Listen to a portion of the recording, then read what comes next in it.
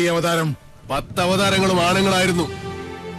ആണുങ്ങളെ കണ്ടിട്ടില്ലാത്ത മണിയങ്കോട്ടെ അച്ചിക്കോന്തന്മാർക്ക് പുരുഷ പ്രജകളെ കണ്ടാൽ കണ്ണിൽ ഇരുട്ട് കയർ പിച്ചും പേയും പറയും.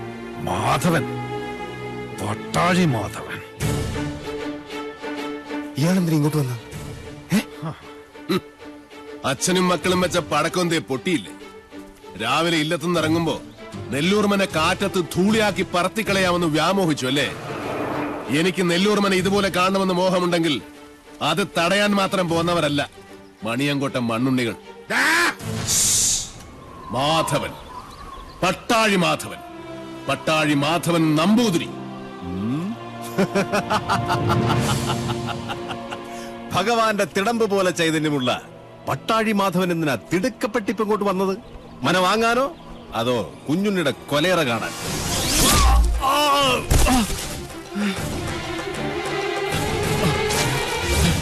5 പ്രാണനും അലറിക്കരഞ്ഞപേക്ഷിച്ചാലും ഈ ദയന് ഞാൻ ആവർത്തിക്കില്ല. ഒരു ദിവസം അവസാനിപ്പിക്കും നിന്റെയൊക്കെ ധാർഷ്ട്യം ഞാൻ. പക്ഷേ അന്നും തീരില്ല എന്റെ വ്യസനം. അവനെ വിടുക. എന്താ വേണ്ടത് നിനക്ക്? എനിക്ക് വേണ്ടത് ഒന്നൊന്നായി ഞാൻ കൊണ്ടുപോകും. അതുവരെ കണ്ടുപോകരുതൊന്നിനെയും ഈ മുറ്റത്ത്. ഗുരുനാഥർ പറഞ്ഞ കേട്ടില്ലേ? ഇറങ്ങി പോവാ മുറ്റത്തുനിന്ന്. നീ ആരാടാ അത് പറയാൻ? നെല്ലൂർമനയുടെ ആധാരം തൊട്ടുപോകരുത് എന്റെ കുട്ടികളെ. അവരിൽ നിന്ന് കിട്ടിയാ കിട്ടിയതുപോലിരിക്കും. ജീവച്ഛവമായി കിടക്കാൻ എണ്ണപ്പാത്തികൾ ഇനിയുമുണ്ടല്ലോ മണിയങ്കോട്ട്.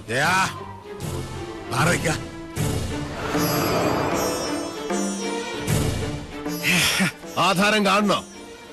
നല്ല ഒറിജിനൽ ആധാരം കൈവശമുള്ള അവകാശിയെ കാണുമ്പോൾ ഉള്ളുകാളിൽ താഴെ വീഴരുത് മണിയങ്കോട്ടുകാരനവര്. ഷാരടി മാമേ, ഒന്ന് കാട്ടിക്കൊടുക്ക്.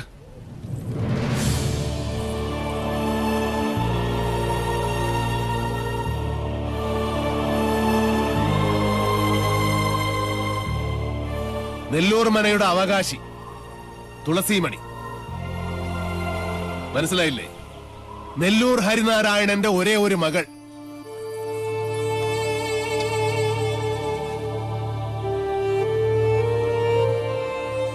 ഗുപ്തൻ ഓർമ്മയില്ലേ ആ ദിവസം?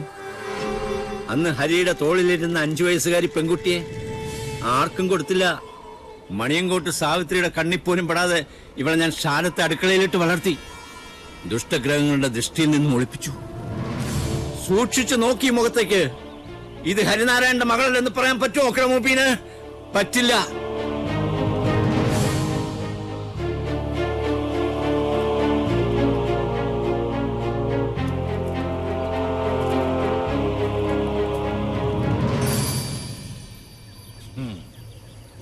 പാവം ഈ ശാരൻ. 7 സമുദ്രങ്ങൾക്കപ്പുറം ഒളിപ്പിച്ചിട്ടും നീ രക്ഷപ്പെട്ടില്ലല്ലോ മോളെ. എത്ര ആവാഹിച്ചിട്ടും സാവിത്രി ഇറങ്ങി വരാത്തതിന്റെ രഹസ്യം ഇപ്പൊ മനസ്സിലായി. കാത്തിരിക്കുക അവള്. ചെല്ല്, വലതുകാല് വെച്ചങ്ങടെ കയറുക. ഈ തുളസിക്കതിരും സാവിത്രി പറിച്ച് തലേ ചൂടും. അതിനു മുമ്പ് സാവിത്രിയെ ചുട്ട് ഭസ്മമാക്കി നിങ്ങളുടെ നെറ്റിയിൽ ചാർത്തിയിട്ടുണ്ടാവും മാധവൻ. പഞ്ചഭൂതങ്ങളും അഷ്ടദിക്കുകളും 5 സ്വരൂപത്തിൽ വാഴുന്ന ഈശ്വരൻ സാക്ഷി. ഇന്ന് തുടങ്ങും നിന്റെയൊക്കെ രാപ്പനി. പോ, ചെന്ന് രാശി വെച്ച് നോക്ക്. നിന്റെയൊക്കെ ലഗ്നത്തിലും ചന്ദ്രനിലും മൃത്യു നിറഞ്ഞു നിൽപ്പുണ്ടാവും. പോ, വന്ന വഴിക്ക് പോകാൻ. മക്കൾക്ക് അച്ഛൻ വഴികാട്ടി കൊടുക്ക.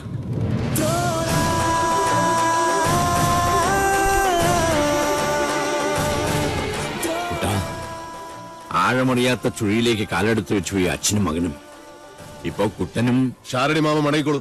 കുട്ടേട്ടൻ 4 ദിവസം കൊണ്ട് ഇതൊരു മനുഷ്യാലയമാക്കി ഞാൻ നിന്നെ ഏൽപ്പിക്കും. അതിന് സാധിച്ചാൽ മാത്രം പട്ടാഴിക്ക് മടങ്ങും. അല്ലെങ്കിൽ എനിക്ക് ചിത കൂട്ടാൻ കിഴക്കേത്തൊടിയിലെ മാവ് പോലും വെട്ടരുതെന്ന് അമ്മയോട് പറയണം. ശവം പാഴ്വിറക് കൂട്ടി അതിലിട്ട് കത്തിച്ചു കളയണം.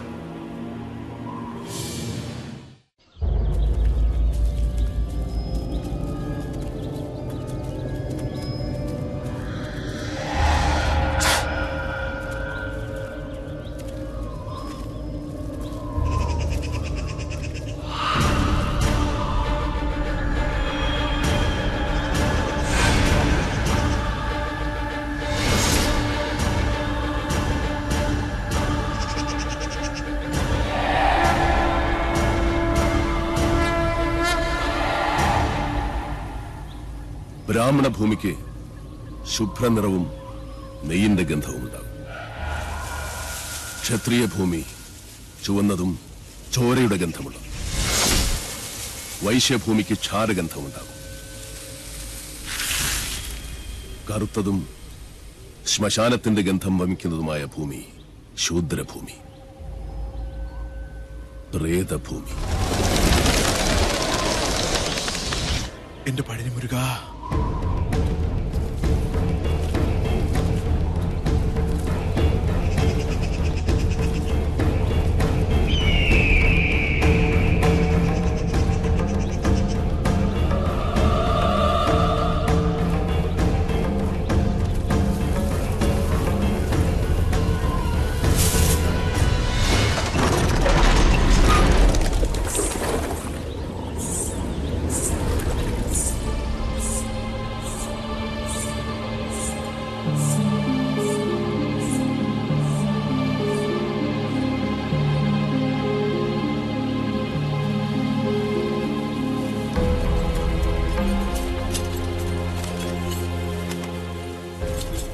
കൊള്ളാം.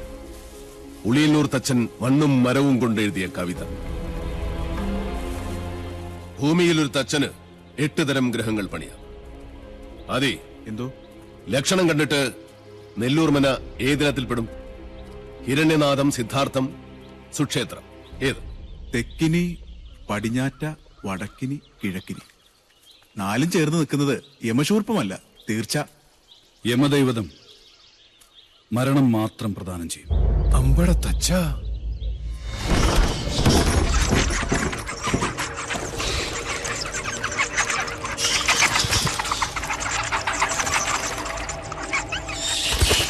എന്റെ ശരവണ, പഴനിയിൽ ആറാടിയ ഭസ്മവും പഞ്ചാമൃതവും ഉണ്ട്.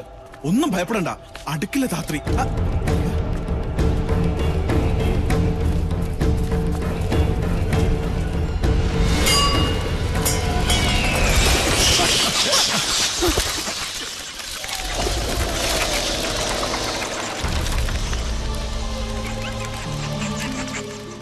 തിരുത്തും. എഴുതിയവനെ കൊണ്ട് തന്നെ ഈ കവിത ഞാൻ തിരുത്തിക്കും. സന്ധ്യയ്ക്ക് മുമ്പേ ഉളിയന്നൂർ തച്ചന്റെ തന്നെ താവഴിയിൽ ഒരുത്തൻ ചെമ്പറയിലെത്തും.